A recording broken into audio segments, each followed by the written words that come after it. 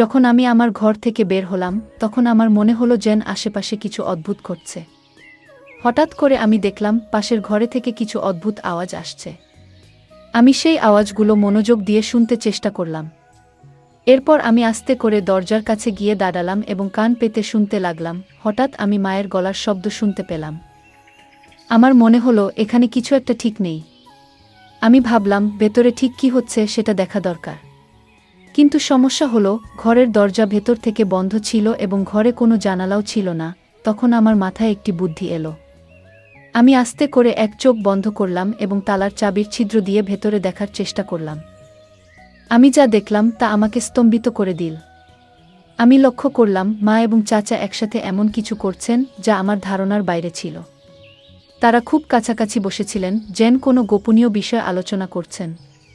মায়ের চোখে অদ্ভুত এক মায়া আর চাচার মুখে একরকম দুষ্টু হাসি ছিল। এই দৃশ্য দেখে আমার হৃদয় ভারী হয়ে উঠল। আমি ভেতরে ভেতরে অস্বস্তি অনুভব করছিলাম। মায়ের এই রূপ আমি আগে কখনো দেখিনি। আমার মনে হতে লাগলো এরকম কিছু তো আমি কখনো ভাবিনি। কিন্তু কেন জানি না, আমার মনে তখন এক অদ্ভুত অনুভূতি হচ্ছিল। ভেতরে যেন একটা অস্বস্তি কাজ করছিল। এরপর আমার মাথায় এক নতুন চিন্তা এলো। চাচার প্রতি মায়ের আচরণ আমাকে গভীরভাবে নাড়া দিয়েছিল। আমিও তো একদিন চাচার সাথে কিছুটা সময় কাটাতে পারি। এক অদ্ভুত উত্তেজনা আমার হৃদয় ছুঁয়ে গেল। নিজেকে প্রমাণ করার জন্য আমারও তো সুযোগ আসতে পারে। আমি ভেতরে ভেতরে ভাবতে লাগলাম কিভাবে এই কাজটা আমি করব, একদিকে ভয় আর অন্যদিকে অজানা ভাবনা। এই দ্বিধার মাঝে আমি ধীরে ধীরে নিজের পরিকল্পনা তৈরি করতে থাকলাম। গল্পের মজা উপভোগ করুন এবং শুনতে থাকুন আমাদের বাংলা অডিও স্টোরি চ্যানেল। বন্ধুরা, যদি এখনও আমাদের চ্যানেল সাবস্ক্রাইব না করে থাকেন তাহলে দয়া করে এখনই সাবস্ক্রাইব করে নিন। আজ আমি আপনাদের নিজের গল্প বলবো। আমার নাম রাগিনী। আমরা শহরে থাকি। আমাদের ছোট্ট পরিবারে আমি আর আমার মা একসাথে থাকি। তবে 2 বছর আগেও আমাদের পরিবারের অংশ ছিলেন আমার বাবা। একটি মর্মান্তিক গাড়ি দুর্ঘটনায় আমরা বাবাকে চিরদিনের জন্য হারাই। বাবার মৃত্যুর খবর শুনে তার খুব ঘনিষ্ঠ বন্ধু মনোজ চাচা আমাদের দেখতে আসেন। কিছুদিন আমাদের সঙ্গে থেকেও যান। তবে জরুরি কাজের কারণে তাকে ফিরে যেতে হয়। যাওয়ার আগে তিনি আমাদের প্রতিশ্রুতি দিয়েছিলেন যে তিনি সবসময় আমাদের পাশে থাকবেন। আমার বাবার মৃত্যুর পর মনোজ চাচাই ছিলেন একমাত্র ব্যক্তি যিনি আমাদের পরিবারের সঙ্গে গভীরভাবে জড়িয়েছিলেন। ছোটবেলা থেকেই তিনি আমাদের বাড়িতে আসতেন। বাবা মায়ের খুব কাছের বন্ধু ছিলেন। তার সঙ্গে আমাদের সম্পর্ক এতটাই গভীর ছিল যে তিনি শুধুমাত্র বাবার বন্ধু নন, আমাদের পরিবারের একজন সদস্য বলেই মনে হতো। আমি যখন ছোট ছিলাম তখন মনোজ চাচা প্রায়ই আমাদের বাড়িতে আসতেন এবং আমার জন্য চকলেট নিয়ে আসতেন। আমি খুশিতে তার গলায় ঝাঁপিয়ে পড়তাম এবং তার সঙ্গে খেলায় মেতে উঠতাম। তবে এখন আমি 19 বছর বয়সী, বড় হয়ে গেছি।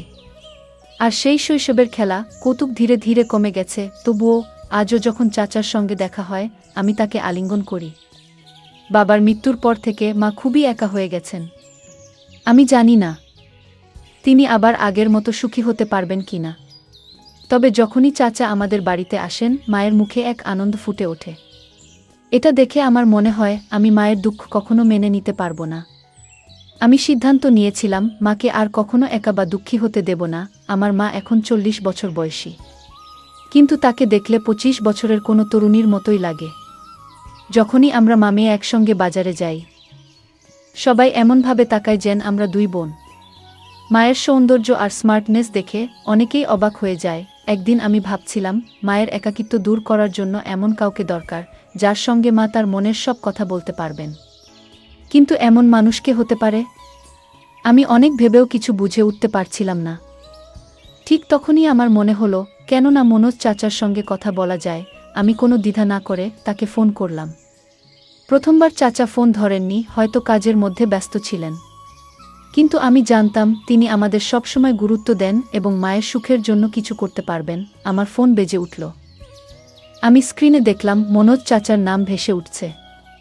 আমি খুব খুশি হলাম এবং দ্রুত কল রিসিভ করলাম। কল ধরতেই চাচা বললেন, সরি বেটা, একটু আগে একটা মিটিংয়ে ব্যস্ত ছিলাম তাই তোমার কল রিসিভ করতে পারিনি। আমি হাসতে হাসতে বললাম, কোনো সমস্যা নেই চাচা, আপনি ফোন করেছেন এতটুকুই যথেষ্ট। চাচা মৃদু হাসি দিয়ে বললেন, আর তোমার সঙ্গে কথা বলবো না তো কাকে বলবো? এই পৃথিবীতে তুমিই তো আমার আপন। বন্ধুরা, আপনাদের জানিয়ে রাখি, মনোজ চাচা এখনও বিয়ে করেননি এবং একাই থাকেন। আমরা সবাই তাকে অনেকবার বিয়ে করার জন্য বলেছি, কিন্তু তিনি কখনোই এ বিষয়ে সিরিয়াস হননি। এরপর আমি বললাম, চাচা, যদি কিছু মনে না করেন, আমি আপনাকে একটা কথা বলতে চাই। চাচা বললেন, বলো বেটা, কি বলতে চাও? আমি বলতে শুরু করলাম, চাচা, বাবা আমাদের ছেড়ে যাওয়ার পর থেকে মা খুবই একা হয়ে গেছেন। তিনি কারো সঙ্গে ঠিকমতো কথা বলেন না, খাওয়া দাওয়া ভালোভাবে করেন না। আপনি কি কিছুদিনের জন্য আমাদের সঙ্গে থাকতে পারেন? চাচা কিছুক্ষণ চুপ করে রইলেন। তারপর বললেন, কেন নয়? আমি যেমন আমার বাড়ি থেকে অফিস যাই, তেমন তোমাদের বাড়ি থেকেও যেতে পারবো। এটা বলার কি আছে? আমি আনন্দে অভিভূত হয়ে ফোনটা রেখে দিলাম। খাবার খেতে আমরা টেবিলে বসেছিলাম। তখনই দরজায় কড়া পড়ল। আমি দৌড়ে গিয়ে দরজা খুললাম। সামনে মনোজ চাচা দাঁড়িয়েছিলেন। মা তখনও চুপচাপ টেবিলের পাশে বসেছিলেন। চাচা মায়ের দিকে তাকালেন, কিন্তু মা তার দিকে একবারও দেখলেন না। এরপর চাচা নিজের ঠোঁটের উপর আঙুল রেখে আমাকে চুপ থাকার ইশারা করলেন। আমি তার ইশারা বুঝে চুপ হয়ে গেলাম। চাচা ধীরে ধীরে মায়ের পেছনে গিয়ে দাঁড়ালেন এবং তার 2 হাত দিয়ে মায়ের চোখ থেকে দিলেন। মা আস্তে আস্তে চোখ খোলার চেষ্টা করছিলেন। তাকে এইভাবে চেষ্টা করতে দেখে মনোজ চাচা হেসে বললেন, বলতো কে? আমাকে চিনতে পারো? মা মুহূর্তেই চাচার গলার স্বর চিনতে পারলেন এবং বললেন, মনোজদা। দাদা, আপনি কখন এলেন? চাচা মায়ের চোখ থেকে হাত সরিয়ে বললেন, আমি তখনই এসেছি যখন দেখলাম তুমি মন খারাপ করে বসে আছো। আমি লক্ষ্য করছিলাম চাচার উপস্থিতিতে মা কতটা খুশি হয়ে উঠেছেন। তার মুখে যেন এক অদ্ভুত প্রশান্তি এসেছে, যেন সমস্ত টেনশন মুছে গেছে। তখন চাচা বললেন, মমতা, এবার থেকে আমি সবসময় তোমাদের সঙ্গেই থাকব। আর কখনো তোমাদের ছেড়ে যাব না। বন্ধুকে একা রেখে তার কষ্ট দেখার মতো মানুষ আমি নই। বন্ধুত্বের ঋণ তো বন্ধু শোধ করবেই।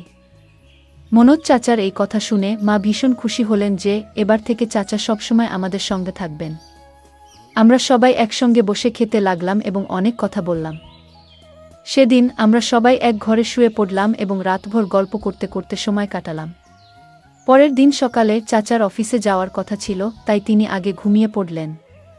আমি তার পাশে বসে গল্প করছিলাম, আর কখন ঘুমিয়ে পড়েছি টের পাইনি। সকাল কবে হলো বুঝতেই পারিনি। মা সকালে উঠে নাস্তা বানিয়ে ফেলেছিলেন, আর চাচা তৈরি হয়ে গেলেন। আমরা সকলে একসঙ্গে নাস্তা করলাম।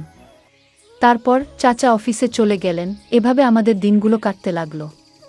আমি চাচাকে বাবার মতোই মনে করতে শুরু করলাম।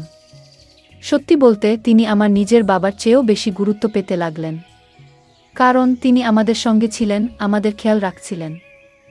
এক রাতে আমি আমার ঘরে শুয়েছিলাম। হঠাৎ খুব খারাপ একটি স্বপ্ন দেখলাম। সেই স্বপ্নে আমার বাবাও ছিলেন। আমি ভীষণ ভয় পেয়ে ঘুম থেকে উঠে পড়লাম। আমার কপাল দিয়ে ঘাম ঝরছিল, গলা শুকিয়ে যাচ্ছিল। তাই আমি পানি খেতে চাইলাম, কিন্তু দেখলাম আমার জগটা পুরো ফাঁকা। আমি ভাবলাম রান্নাঘর থেকে পানি নিয়ে আসি। জগটা হাতে নিয়ে ঘরের দরজা খুলে বাইরে বেরোলাম এবং রান্নাঘরের দিকে হাঁটা শুরু করলাম। রাতে আমি পানির জন্য রান্নাঘরে যাচ্ছিলাম।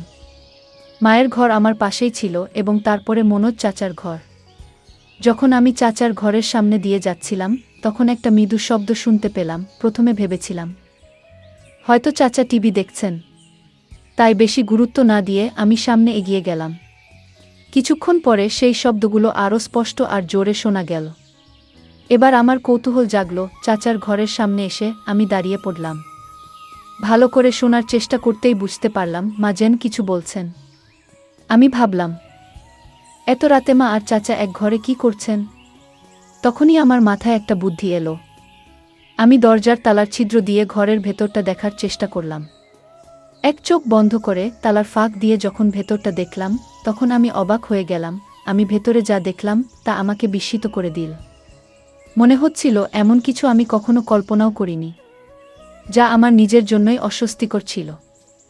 আমি নিজেকে শান্ত করার চেষ্টা করছিলাম, কিন্তু কিছুক্ষণের মধ্যেই আমি অসচেতন হয়ে পড়লাম। পরে দেখলাম মা বিছানায় শুয়ে আছেন এবং মনোজ চাচার সঙ্গে কথা বলছেন। মা বললেন, মনোজদা, এবার থেকে আমাদের ছেড়ে কোথাও যেও না। চাচা মায়ের হাত ধরে বললেন, তোমার আর রাগিনীর খেয়াল রাখার দায়িত্ব এখন থেকে আমার। এই কথাগুলো শোনার পর আমি ধীরে ধীরে নিজের ঘরে ফিরে এলাম। রান্নাঘর থেকে পানি নিয়ে এসে শুয়ে পড়লাম, কিন্তু ঘুম আর এলো না। বারবার মনে সেই দৃশ্য ভেসে উঠছিল। যতই ঘুমানোর চেষ্টা করি কিছুতেই মন শান্ত হচ্ছিল না। ভোর হতে আর বেশি দেরি ছিল না। আমি উঠে গিয়ে বাথরুমে ফ্রেশ হলাম। তারপর গোলাপি রঙের একটি হালকা পোশাক পরে নিলাম। পোশাকটি স্বচ্ছ ছিল এবং আমাকে দেখতে বেশ সুন্দর লাগছিল। আমি যখন বাইরে এলাম দেখলাম মনোজ চাচা সোফায় বসে নাস্তা করছেন। ভেজা চুলে তোয়ালে পেঁচিয়ে আমি তার সামনে গিয়ে দাঁড়ালাম এবং মুখে বললাম, চাচা কেমন লাগছে আমাকে? মনোজ চাচা মুচকি হেসে বললেন, বাহ রাগিনী, আজ তো তোমাকে একেবারে অপূর্ব দেখাচ্ছে। আমি যখন মনোজ চাচার কথা শুনলাম তোমাকে আজ খুব সুন্দর লাগছে, তখন আমি খুব আনন্দিত হলাম। চাচার পাশে গিয়ে চুপচাপ বসে রইলাম। কিছুক্ষণ পরে চাচা অফিসের জন্য তৈরি হতে লাগলেন। আমি হঠাৎ উঠে গিয়ে চাচাকে আলিঙ্গন করলাম। মনে হলো যেন বহুদিনের জমে থাকা আবেগ আমার ভেতর থেকে বেরিয়ে আসছে। চাচার শরীরটা মুহূর্তের জন্য কেঁপে উঠল, আর তার মুখে এক অদ্ভুত অস্বস্তির ছাপ ফুটে উঠল। সেই ছাপটা যেন মনের গভীরে লুকানো কোনো দুঃখ কিংবা অপরাধবোধের প্রকাশ। আমার চোখ ভিজে উঠছিল, যেন আমার ভালোবাসা আর মনের কষ্ট তাকে জানিয়ে দিতে চাইছিলাম। কিন্তু এটা তো কেবল গল্পের শুরু। বন্ধুরা, যদি এই গল্পটি ভালো লেগে থাকে তাহলে দয়া করে ভিডিওটি লাইক করুন এবং আমাদের চ্যানেলটি সাবস্ক্রাইব করুন। পাশে থাকা বেল আইকনটি প্রেস করুন যাতে করে আমরা যখনই নতুন ভিডিও আপলোড করি তার নোটিফিকেশন সবার আগে আপনার কাছে পৌঁছে যায়। ধন্যবাদ। দেখা হবে আমাদের পরবর্তী ভিডিওতে।